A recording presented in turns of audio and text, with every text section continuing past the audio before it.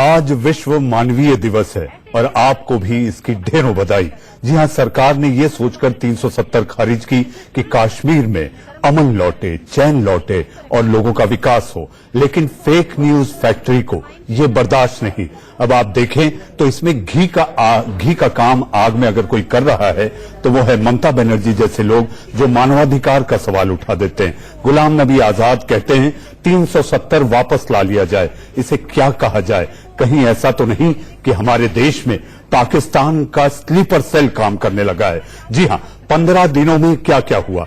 15 दिनों में 370 और 35 से हटने के बाद आतंक की दुकान बंद हुई, अलगाववाद खत्म हुआ, अलगाववाद की दुकान बंद हुई, आप देखें खानदान की दुकान बंद हुई और इसके साथ साथ पाकिस्तानी झंडों की दुकान बंद हुई। और इसी बात को लेकर ये जो फेक न्यूज फैक्ट्री गैंग है ये तिल मिलाई है और कहीं ना कहीं दिखता है कि ये भी पाकिस्तान की जुबान बोल रही है। इसी पर मचा है बवाल और मैं लेकर आया हूं देश का सवाल। जी हां, इस पर चर्चा करने के लिए मेरे साथ कई सारे मेहमान हैं। मेरे साथ स्टूडियो में मौजूद हैं प्रोफेसर एस.के. दत्ता जो कि अपनी राय रखेंगे और खुद एक जेएनयू के पूर्व छात्र हैं। मेरे साथ कर्नल दानवीर सिंह साहब जो कि सीधा सवाल शैला ने जो उठाया है और जो उन्होंने एक शर्मनाक हरकत की है ट्विटर पर, वो सेना पर प्रश्न चिन्ह उठाकर वो बेबाकी से जवाब देंगे। मेरे साथ हैं सुदेश वर्मा जो कि बीजेपी के प्रवक्ता हैं। मेरे साथ जिन्होंने याचिका दायर की है ऐसे आलोक श्रीवास्तव वो भी मौजूद हैं।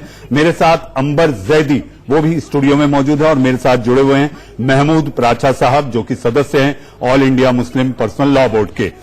सबसे पहले मैं चलता हूं सीधे आलोक श्रीवास्तव के पास। आलोक श्रीवास्तव, अपने आप में सेना पर उंगली उठाना और ट्वीट के जरिए सेना पर पत्थरबाजी करना यह देशद्रोह है।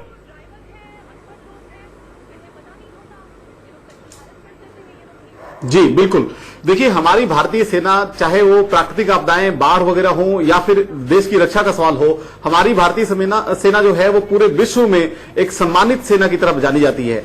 और आज अगर हमारी भारतीय सेना को आगे आके एक सफाई देनी पड़ी है सुबह कि शैला राशिद ने ये जो बातें बोली है वो पूरी तरह से झूठी बातें हैं और निराधार बातें हैं, तो निश्चित तौर पे काफी दुखद है ये। आप अगर शैला राशिद के कल के ट्वीट्स को देखें तो उसने दो बहुत संगीन आरोप लगाए हैं हमारी भारतीय सेना पे। पहला आरोप उसने लगाया है कि भारतीय सेना घरों में घुस के और वहां पे घरों में तोड़फोड़ कर रही है, और दूसरा आरोप लगाया है कि लोगों को टॉर्चर कर रही है। लेकिन शैला राशिद ने एक भी एविडेंस नहीं दिया है, ना कोई उसने डेट बताई है, ना कोई उसने टाइम बताया है, ना उसने उस व्यक्ति का नाम बताया है जिससे उसकी बात हुई हो, ना ही उसने, अगर वो कह रही है कि माइक पे वो आवाज सुनाई जा रही थी भारतीय सेना के द्वारा, तो कहीं ना कहीं किसी न किसी के पास मोबाइल फोन होगा जो उस वॉइस को रिकॉर्ड करेगा।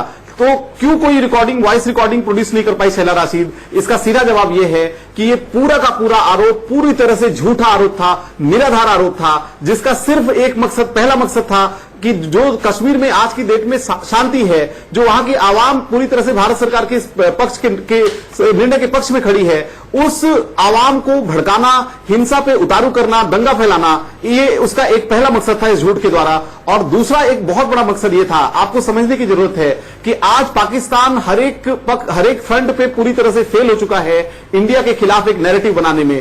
यूएन सिक्योरिटी काउंसिल ने भी कल मना कर दिया कि किसी भी हस्तक्षेप की जरूरत नहीं है।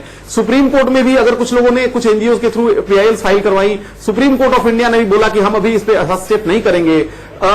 किसी भी कंट्री ने एक्सेप्ट चाइना पाकिस्तान के साथ खड़ा होना मुनासिब नहीं समझा। ऐसी सूरत में पाकिस्तान के पास और कोई चारा नहीं था अपने इन सोशल मीडिया के स्लीपिंग सेल्स के थ्रू एक डिजिटल वॉरफेयर करने के अलावा, और वही काम किया है। आलोक, आपसे एक चीज जानना चाहेंगे, आलोक डैमेज कर दिया है। और आलोक, जो आपसे एक चीज जानना चाहेंगे कि किन धाराओं के तहत इन पर मामला चलाया जा सकता है?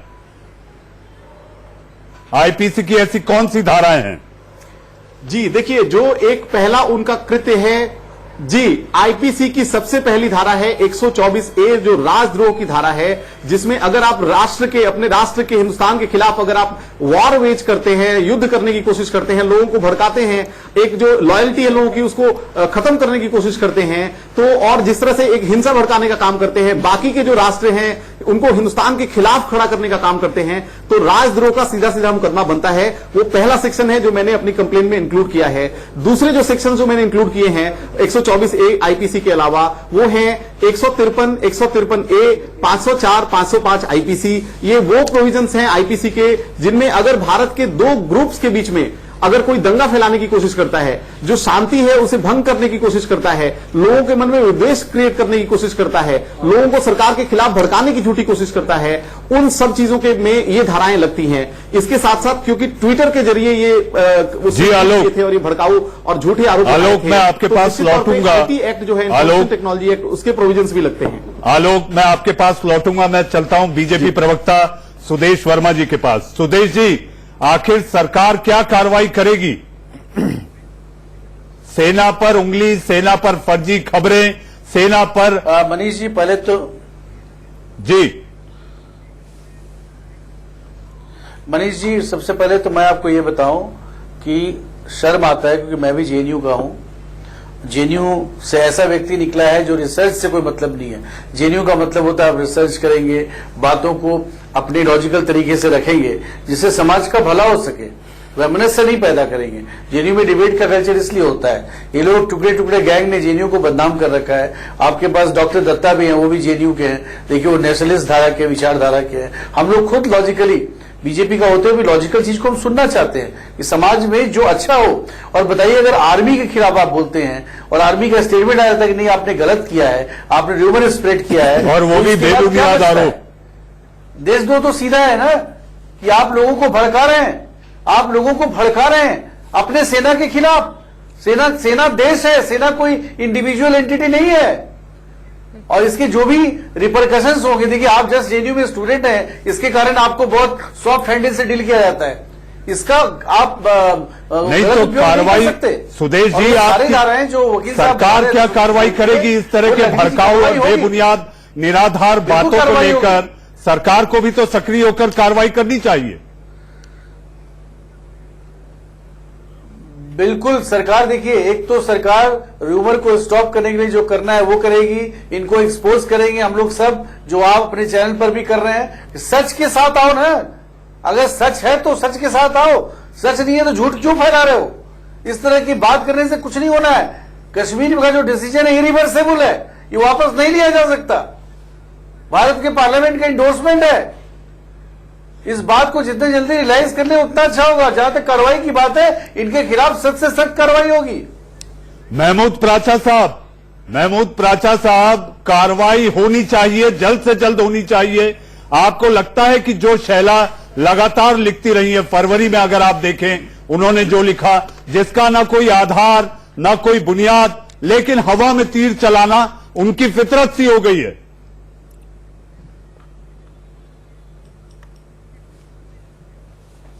ये आपने फैसला कर लिया या मुझसे मेरा ओपिनियन पूछ रहे हैं? आप फैसला करके आप सजा सुनाना चाहते हैं? नहीं, मैं आपसे, प्राचा साहब फैसला नहीं है, फैसला तो दुनिया कर ली है। प्राचा साहब फैसला तो दुनिया कर ली है। मैं आपसे पूछ रहा हूं जो शैला लिख रही हैं, जो कह रही हैं, ना तो कोई प्रमाण है, ना कोई आधार है, ना किसी की बातचीत है, हवा में तीर चलाना, केवल विरोध के लिए विरोध करना, आप क्या मानेंगे?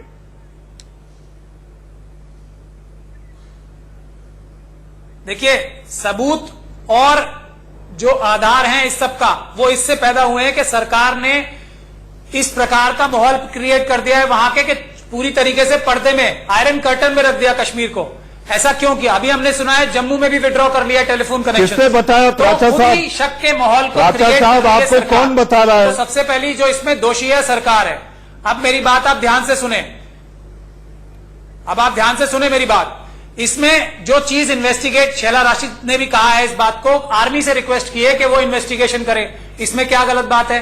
इन्वेस्टिगेशन करके जो भी हालात होंगे आर्मी फैसला करेगी। अब मेन बात पे आते हैं हम। इस सारे 300 शैला राशिद ने भी कहा है इस बात को, आर्मी से रिक्वेस्ट की है कि वो इन्वेस्टिगेशन करे। इसमें क्या गलत बात है? इन्वेस्टिगेशन करके जो भी हालात होंगे आर्मी फैसला करेगी। अब मेन बात पे आते हैं हम। इस सारे 300 धारा 370 को विड्रॉ करने से सबसे ज्यादा लाभ हुआ है पाकिस्तान को और चाइना को। इस चीज से देश का ध्यान बटाने के लिए ये इस प्रकार की गतिविधियां की जा रही हैं। हमारे को ये आप ये कहते हैं कि हमारी सरकार पाकिस्तान को लाभ देने के लिए 370 खारिज की है। सीपैक जा रही है।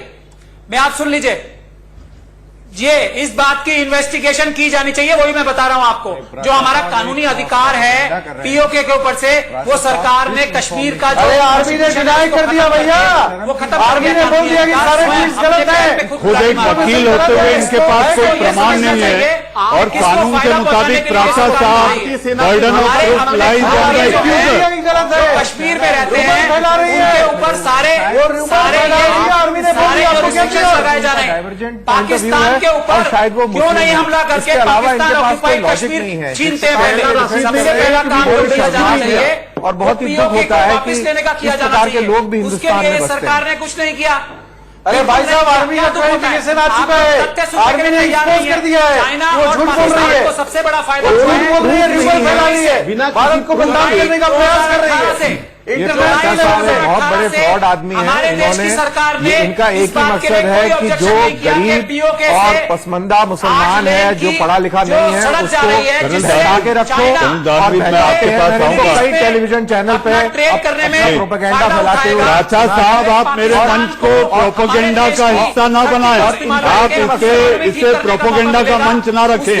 आप तर्क संगत बात करें। अंबर, शैला जो बात कह रही है, कहीं कोई तथ्य, कहीं कोई आधार, सिर्फ हवा में तलवार चलाने जैसी बातें कर रही है। शैला इस देश में रहकर कितने सालों से जो हमारे देश के वो रहती हैं और टैक्स पेयर्स की मनी पे वो डिग्री रहने दीजिए, सुन लीजिए। प्राचा साहब, जुबा पे पाबंदियां नहीं है, तभी आपसे मुखातिब हो रहे हैं।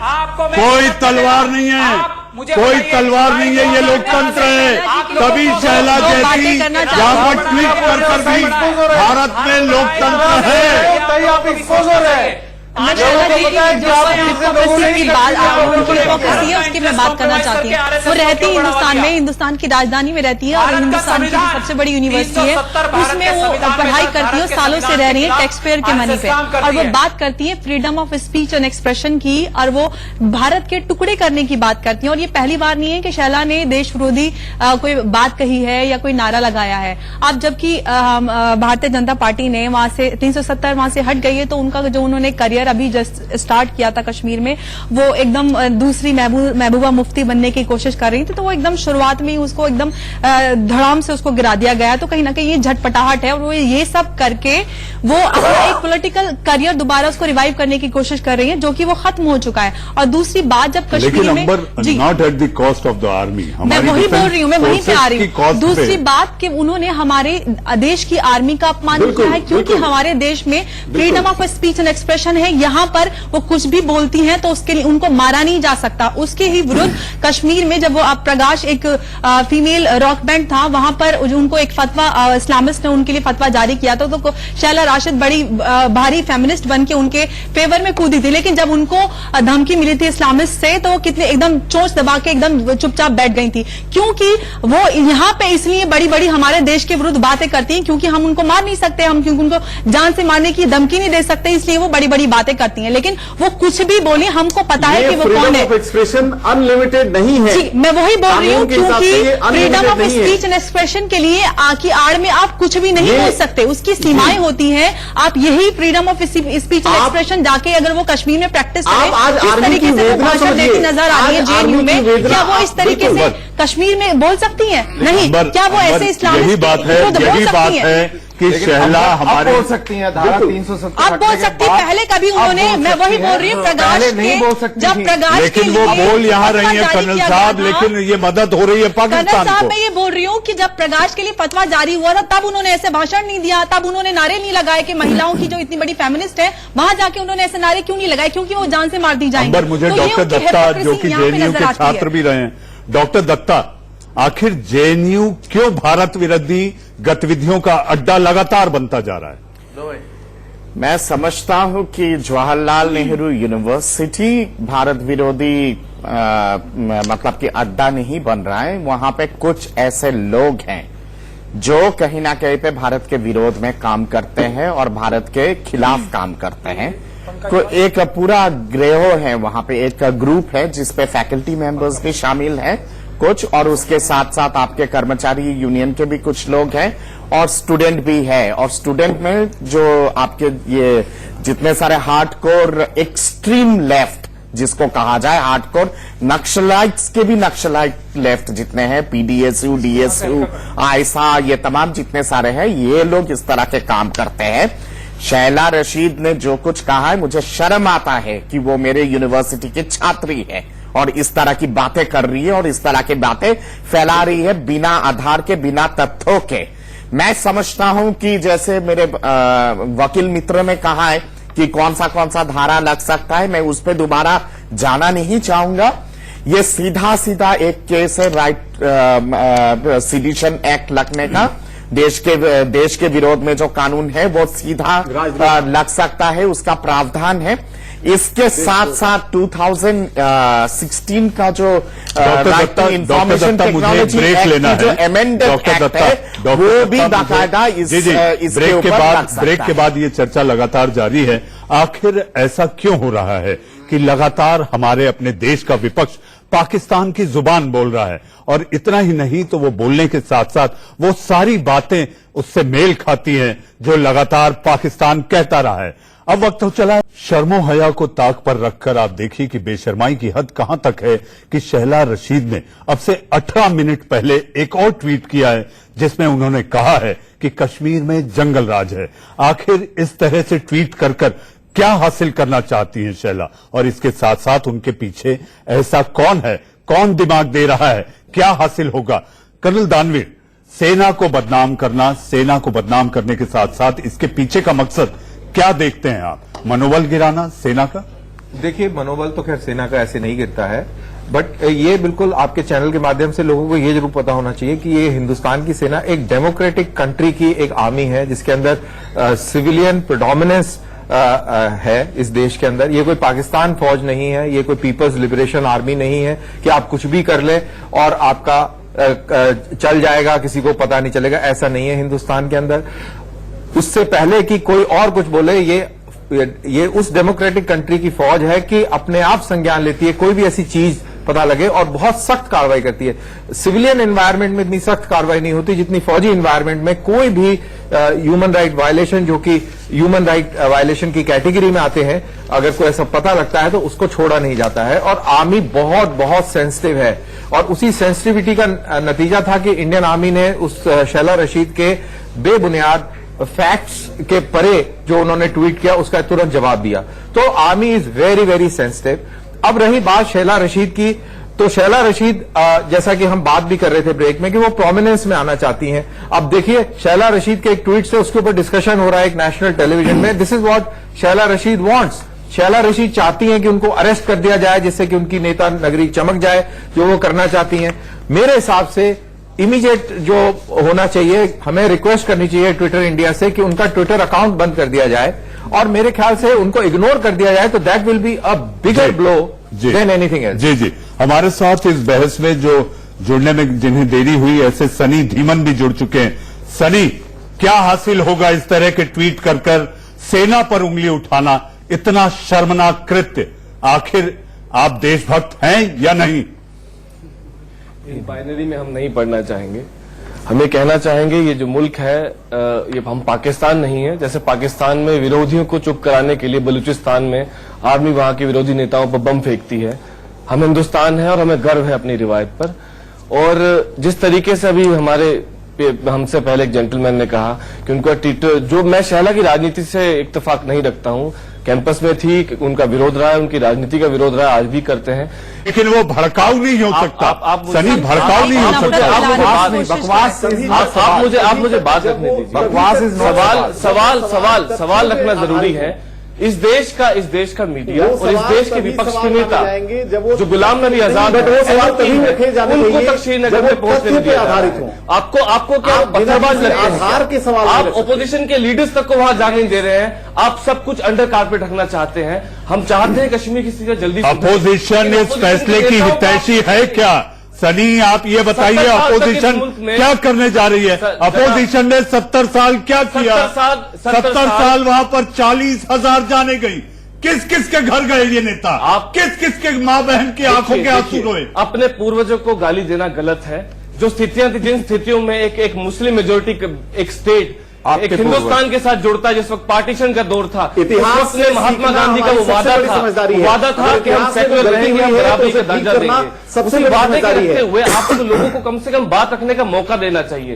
वो भी नहीं तो कम से कम उनके बिल्कुल सही नुमाइंदों कह रहे को, हैं, बिल्कुल जैसे सही गुलाम कह रहे नबी साहब डॉक्टर दत्ता बात रखने का मौका और वो भी जहर उगलने वाला, बात रखने का मौका और वो भी जहर उगलने के लिए, वो भी उसी देश के लिए जिसके साए में आप रहते हैं। गुलाम नबी आजाद से सनी दिक्कत क्या सनी है? तुम मेरे ही यूनिवर्सिटी से हो और मेरे ही यूनिवर्सिटी के छात्र हो। कश्मीर में शैला रशीद भी मेरे ही यूनिवर्सिटी के छात्री है। मेरा राजनीतिक ठीक है, यहाँ पे सवाल यह है कि freedom of expression at what cost? Not at the cost of sedition. Datta साहब, Not at the cost of ये जोर से चिल्लाकर आप सवालों को चुप नहीं करा सकते। कल को आप मुझे भी एंटी नेशनल कहेंगे, कल को आप मुझे भी एंटी नेशनल कहेंगे, ये तरीका नहीं होता सवालों का। बातें रखी है। पहली बात ये बताइए, जम्मू कश्मीर में दत्ता साहब, जम्मू कश्मीर में इंटरनेट नहीं चल रहा है। जम्मू कश्मीर में इंटरनेट नहीं चल रहा है। दत्ता साहब, उस पर ट्वीट कौन पढ़ रहा है? आप कह रहे हैं कि जम्मू कश्मीर की जनता को भड़का रही है। कहां से भड़का रही है? वहां पर इंटरनेट नहीं चल रहा है। महमूद प्राचा शहला पर राजद्रोह देशद्रोह का मुकदमा चलना चाहिए।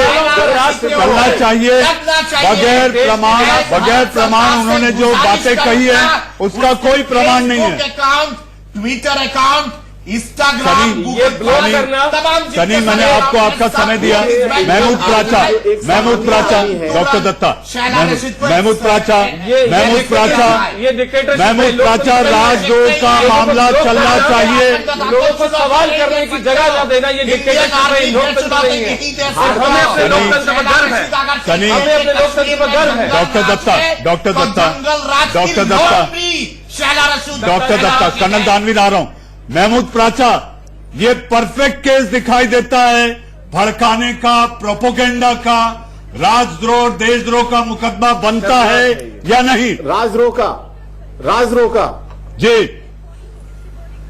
हरगिज नहीं। ये परफेक्ट केस लगता है कि आप लोगों को 124 और 153 की समझ नहीं है, कानून की समझ नहीं है। ये इसका परफेक्ट केस है।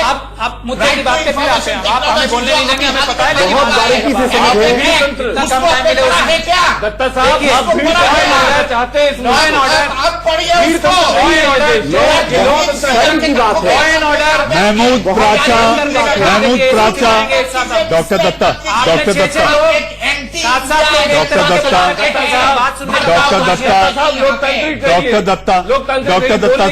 सनी आप रुके। महमूद प्राचा, आप ये मानते हैं कि नहीं बगैर प्रमाण के हवा में तलवार चलाना ये अपने आप में राजद्रोह का मुकदमा बनता है या नहीं? आप खुद वकील हैं, सेना पर उंगली उठा रहे हैं, पड़ोसी इसका फायदा उठाएंगे, सारी दुनिया में शैला राशिद ने इसकी इन्वेस्टिगेशन करें। 100% बनता है, 100% बनता है। अब आप आगे सुनिए।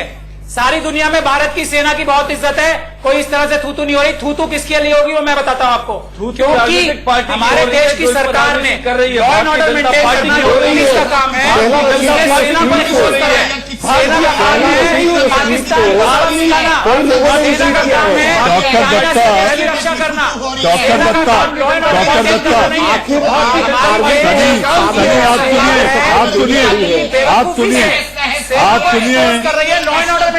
भारत में डॉक्टर दत्ता, मैं उदाहरण बताता हूँ। भारत में विपक्ष और पाकिस्तान कश्मीर पर एक जुबान कैसे बोल रही है? डॉक्टर दत्ता, कश्मीर में हालात बेहद खराब हैं, सेना टॉर्चर कर रही है, शैला रशीद कहती है कश्मीर को कैद कर रखा है, मुसलमानों पर जुल्म हो रहा है, ये इमरान खान कहते हैं।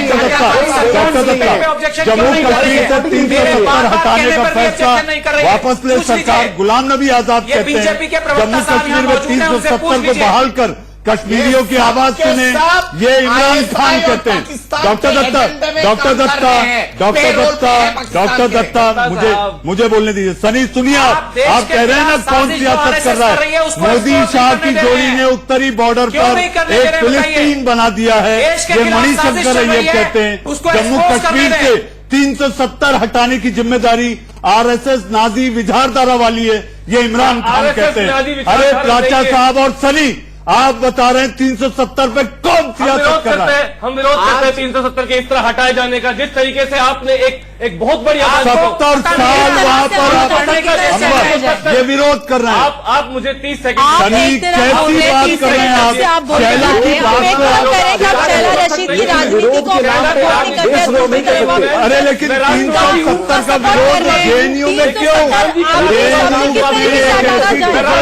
गैंग है। मैं भगत सिंह के राष्ट्रवाद में विश्वास करता हूँ, मैं आरएसएस के मुसोलिनी और हिटलर के राष्ट्रवाद में विश्वास नहीं करता हूँ। आप इस देश की जनता के एक हिस्से को आप दबा नहीं सकते जिसे आप दबा कर चाहते हैं। आप किस तरीके से आपके पास क्या उदाहरण है? आपके पास कोई प्रमाण है? आपके पास कोई प्रमाण है? आपके पास कोई प्रमाण है?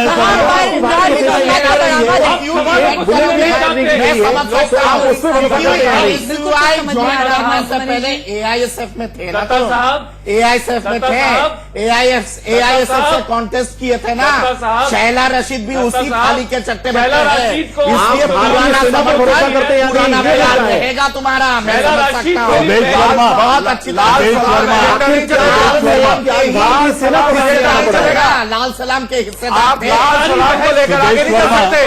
सनी, अगर आप मुझे सुदेश वर्मा, कश्मीर में अमन चैन बर्दाश्त नहीं, कश्मीर में अमन चैन बर्दाश्त नहीं। सनी, देखिए, कश्मीर में अमन सनी, चैन आपको मैं बर्दाश्त भरपूर इसलिए नहीं समय दे रहा होगा हूं। क्योंकि उसी के कॉस्ट पर इन लोगों की राजनीति चल रही थी। टुकड़े टुकड़े करने की बात करें, भारत की अखंडता पर सवाल उठाते हैं, लेकिन आप बोल रहे हैं कि आप साथ भी नहीं है और आप साथ भी रह रहे हैं। ये किस तरीके का विरोध है? गुलगुले से परे सनी, गुल खाए गुलगुले से परे किस तरीके की लेकिन जैसे जनता साहब बता रहे हैं, आप झंडाधारी रहे हैं। आपके कन्हैया जी तो कह रहे थे कि ये सवाल है, बहुत रेप करती है और लोगों में नफरत फैलाना, ये सवाल है। मैं राष्ट्रवादी हूँ, मैं रंग से आगाज करता हूँ। भगवाधारी नहीं हूँ, कर्नल दानवे, सुदेश वर्मा, मैं एक रंग, एक देश, एक भाषा में विश्वास सुदेश नहीं वर्मा, करता हूँ। कश्मीर में लौटी अमन चैन, यहाँ लोगों को बर्दाश्त नहीं।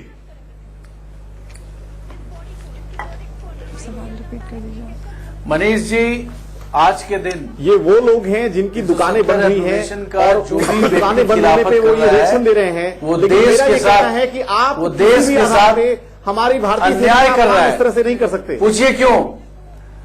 जरूरी नहीं है कि वो हमारे विचारधारा का व्यक्ति हो, जरूरी नहीं है कि वो हमारे विचारधारा का व्यक्ति हो, लेकिन पूरे भारत में प्रत्येक व्यक्ति आज समर्थन कर रहा है कि जो हुआ सही हुआ, और इसके खिलाफ बोलना उस प्रत्येक भारतीय के खिलाफ है। सारी दुनिया कर रही है, उग्र राष्ट्रवाद सारी है, दुनिया कर रही है। ये उग्र राष्ट्रवाद है, इसके हम जैसे लोगों को पार्लियामेंट में विश्वास ये उग्र राष्ट्रवाद है।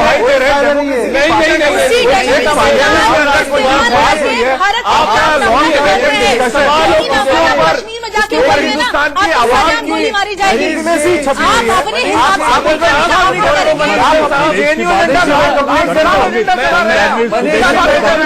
कहना चाहता हूँ कर्नल साहब, सनी बात पूरी होने दीजिए। ये देश आदमी ने नहीं बनाया है, मनीष जी, मैं कंप्लीट कर दूं। देश की बात पूरी हो जाए। कर्ण दानवे, सुदेश, हिस्सा है। सुदेश जी, बिल्कुल सही कह रहे हैं, आर्मी ने नहीं बनाया है, देश के लोग, देश विरोधी और इस देश के लोग। सनी आप रुकिए, आप रुकिए।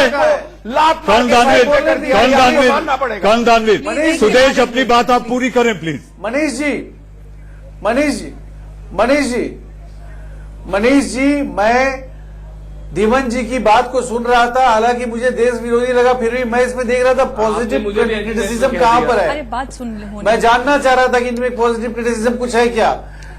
नहीं, वो तो आपकी बात में बता रहे हैं, आप बहुत बड़े देशभक्त हो गए, लेकिन आज अगर सेना सर्टिफिकेट उठा रही है, सेना रशीद, उसके सारे ट्वीट्स र्यूमर है, सेना बोलती है, सर सर्टिफिकेट ह्यूमर मिलेगा है, पुराने विपक्ष राष्ट्र के का। नेताओं को बात पूरी हो राष्ट्र जाए, लेना पड़ेगा, सुनिए, लोगों से लेना पड़ेगा। सुनिए, बात पूरी नहीं हो तो जाए।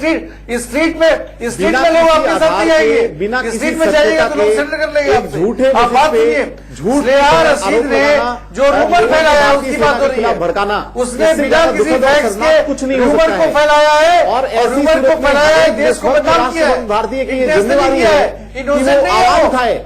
सेना ने इसका आज क्लैरिफिकेशन दे एक दिया हर है। एक राष्ट्रभक्त की आपने ये जो जिम्मेवारी किया है। वो देशद्रोह है।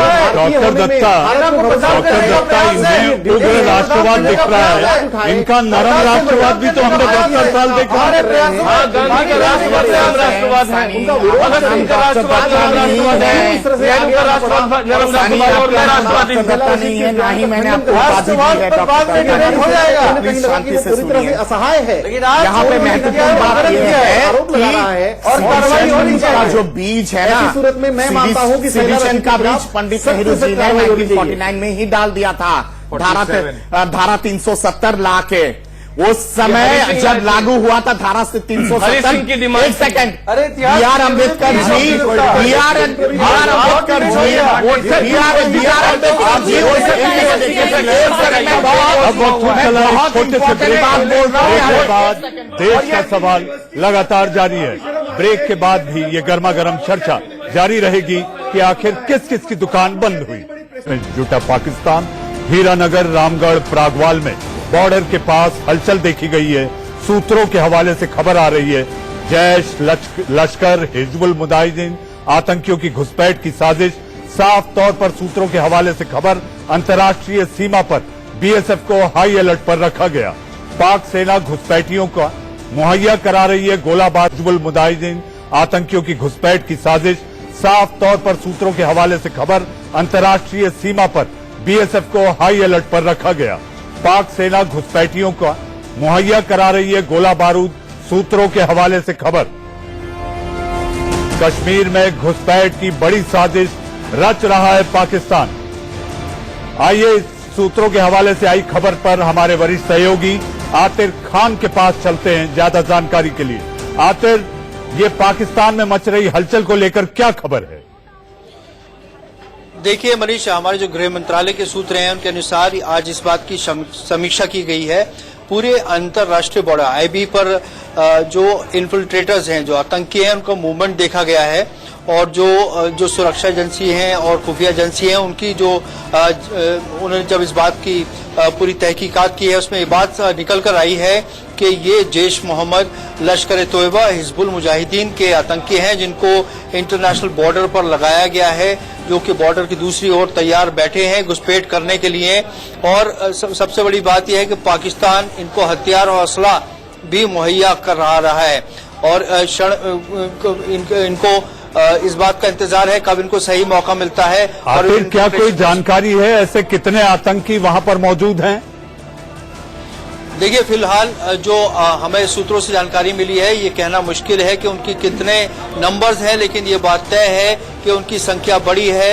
इंटरनेशनल बॉर्डर में पूरी जो कैंप्स हैं इनके सेटअप किए गए हैं। अभी हाल ही में अभी एक इसी तरह का इनका अटेम्प्ट था जिसको फॉइल किया था आर्मी ने, लेकिन ये इंटरनेशनल बॉर्डर पर जो मूवमेंट है ये वो हथकंडा है जो हमेशा पाकिस्तान अपनाता है। जब उसके बस में कुछ नहीं रहता वो एक बार फिर से इस हथकंडे को अपना रहा है, लेकिन इसके लिए बीएसएफ पर हाई अलर्ट किया गया है, उनको अलर्ट पर डाला गया है कि कोई भी ऐसे प्रयास को सख्ती से निपटा जाए। आखिर ये कब की घटना है, कब ये हलचल देखी गई? सूत्रों के हवाले से जो खबर आ रही है इसको लेकर हमारी ओर से तैयारियों की कोई जानकारी? देखिए ये पिछले कुछ दिनों में मूवमेंट देखा गया है इंटरनेशनल बॉर्डर पर और उसके बाद जैसे हीरानगर, प्रगवाल ये जगह हैं जहां पर स्पॉट किया गया है बाकायदा मूवमेंट और लगातार प्रयास चल रहे हैं कि घुसपैठ कर सकें ये आतंकी। लेकिन अभी पूरे अगर हम बात करें कश्मीर और जम्मू की स्थिति यह है कि कुछ भी घुसपैठ होनी बहुत ही जो खतरनाक साबित हो सकती है क्योंकि इनके पास असला भी है और इनको बाकायदा मोटिवेट करके वहां से भेजा गया। हमारी पूरी सतर्कता है, हाई अलर्ट किया गया है, सारी फोर्सेस को सचेत कर दिया गया है इस जो इंटेलिजेंस की रिपोर्ट है इस बारे में। लेकिन आखिर हमारी मुस्तैद सुरक्षा एजेंसियां और फौज ये बिल्कुल सुनिश्चित करेगी कि इनमें से किसी की भी हिमाकत न हो पाए, हमारी सरहद के भीतर आ पाए। कर्नल दानवीर, पाकिस्तान लतखोर बेगैरत फिर एक बार नापाक कोशिश करने के लिए तैयार। Breaking news. देखिए, पाकिस्तान इस समय बहुत प्रेशर में है, इंटरनली बहुत प्रेशर में है। उसको फेस सेविंग के लिए कुछ करना है, वो बहुत बड़ा करना चाहता है। वो किसी ना किसी तरीके से अपने जो आतंकवादी हैं, जो बालाकोट के हमले के दौरान और उससे पहले पुलवामा के इंसिडेंट के बाद उन्होंने फॉरवर्ड लॉन्च पैड्स खाली कर दिए थे, अभी इस समय वो फुल्ली पॉपुलेटेड है, ये सबको मालूम है। और वो पूरी लाइन ऑफ कंट्रोल पे और आईबी सेक्टर्स में भी कोशिश फिराक में है कि कहां से वो अंदर घुसपैठ कर पाए। लेकिन ये हमें बिल्कुल रीअश्योर्ड हो जाना चाहिए कि वो लार्ज स्केल इन्फिल्ट्रेशन करने की काबिलियत और सलाहियत नहीं रखता है। इक्का दुक्का कहीं से इधर से आगे कहीं से आ जाए तो उसके बारे में नहीं कहा जा सकता, लेकिन रेस्ट अश्योर्ड कि हिंदुस्तान की बीएसएफ और फौज बहुत ही मुस्तैद है, बहुत वेल एस्टैब्लिश सिस्टम है जो कि इस चीज को कंट्रोल करेंगे। डॉक्टर दत्ता, ब्रेक के पहले हम लोग चर्चा कर रहे थे कि आखिर जेएनयू में उग्र राष्ट्रवाद की बात, सनी ने जो बात कही, आप अपनी बात रख रहे थे, उसको पूरा करें, फिर मैं तमाम मेहमानों के पास। बहुत ही इंपॉर्टेंट बात रख रहा था। 1949 में मैंने कहा कि नेहरू सिडिशन की बीज बो दिए थे, संयुक्त राष्ट्र में कश्मीर वाला मुद्दा लेके जाके। 1954 में जब धारा 370 और 35A जब आया इस देश में, उस समय के कानून मंत्री बी आर अम्बेडकर जी ने कहा था कि मैं इस बिल पे साइन नहीं करूंगा, और उन्होंने साइन नहीं किया था। कृष्णा मेनन उस समय के डिफेंस मिनिस्टर और विदेश मंत्रालय भी उसके पास था, उन्होंने भी बाकायदा मना किया था कि मैं इस बिल पे मेरा समर्थन नहीं है। फिर भी पंडित नेहरू जी लेके गए। सुदेश वर्मा जी, आप यूनिवर्सिटी के भी है, सेम यूनिवर्सिटी के, जिस यूनिवर्सिटी से मैं भी हूँ, जवाहरलाल नेहरू यूनिवर्सिटी से। मेरा आपसे गुजारिश है इस चीज को गंभीरता से लेने की जरूरत है और शैला रशीद पे कठोर कार्रवाई होने की जरूरत है। जो कश्मीर में आतंक को बढ़ावा देते हैं, जो आतंक को बाबा साहब के बारे में कृपया झूठ न बोलें। पाकिस्तान के इशारे पर ये सब हो रहा है, क्योंकि पाकिस्तान को ये सब करके मौका आप ये मिल रहा है। मानेंगे ये पाकिस्तान का स्लीपर सेल का हिस्सा है? मुझे मेरा बिल्कुल मानना है, ज्यादातर लोग इस बात को मानते हैं, क्योंकि अरे बाबा साहब की बात पाकिस्तान के इशारे पे मौका भी मिल रहा है। यहाँ तक कि लोगों को टीवी क्या बाहरी ताकतें हैं जिनके इशारे पर इस तरह के बयान लगातार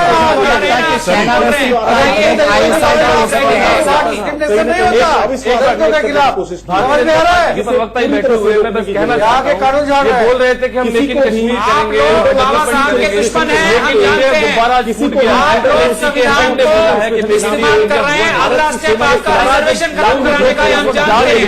लाखों लोग तो इस वक्त जा रही है इकोनॉमी से, इस पर सवाल नहीं होगा।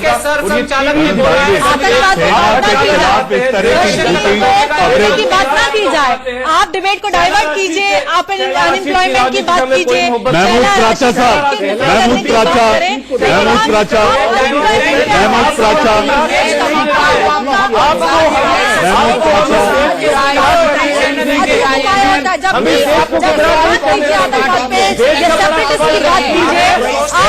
डिबेट को घुमाने की कोशिश करते हैं। डॉक्टर दत्ता, सनी, कर्नल दानवीर सेना के खिलाफ झूठी खबरें अभी बात हो रही है शोहरत बटोरना, आपको लगता है इसके पीछे कोई अंतर्राष्ट्रीय साजिश? बात हो रही है, जब इकोनॉमी की बात होगी तब आप बात कीजिएगा। आज सिविलियन एरियाज में नहीं है, पाकिस्तान के बॉर्डर पे सेना की जरूरत पाकिस्तान के बॉर्डर पे हिंदुस्तान में लोग इस्तेमाल कर रहे हैं अपने ही लोगों पे। सवालों के लिए, नफरत को भड़काने के लिए नहीं है, देश को टुकड़े करने के लिए नहीं है। कहीं से भी इसे फ्रीडम ऑफ स्पीच रेस्ट्रिक्शन का नाम नहीं दिया जा सकता। निश्चित तौर पे ये एक संगीन अपराध है, भारत की जनता को भारत की सरकार के खिलाफ, भारत की संप्रभुता के खिलाफ भड़काने का एक प्रयास है। और निश्चित तौर पर इस वक्त की एक और बड़ी खबर आ रही है, इस वक्त की एक और बड़ी खबर बौखला है पाकिस्तान ने। अब पुंछ सावलकोट बस सेवा भी बंद की, पुंछ से वापस भेजे गए 42 लोग रावलकोट में नहीं हो सके दाखिल।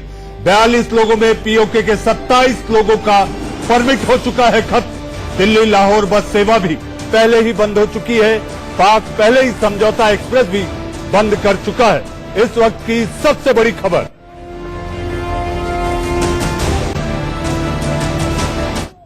हमने तमाम मेहमानों को देश का सवाल में सुना कि आखिर ये झूठा प्रोपेगेंडा, निराधार बेबुनियाद बातों को लेकर बढ़ाना अपने आप में ये देशद्रोह, राजद्रोह है या नहीं, और कानून के दायरे में क्या किया जा सकता है। जी हां, 15 दिनों के भीतर जो दुकानें बंद हुई हैं, अलगाववाद की दुकान, आतंकवाद की दुकान, खानदानी दुकान, पाकिस्तानी झंडों की दुकान और पत्थरबाजों की दुकान, इसी से कुछ लोग तिलमिलाए हुए हैं। और इतना कहेंगे आपसे कि झूठ के पांव नहीं होते तो खबरों पर आप भी संभल के, और खासकर सोशल मीडिया की। देश का सवाल में आप लोग जुड़े, बहुत बहुत धन्यवाद।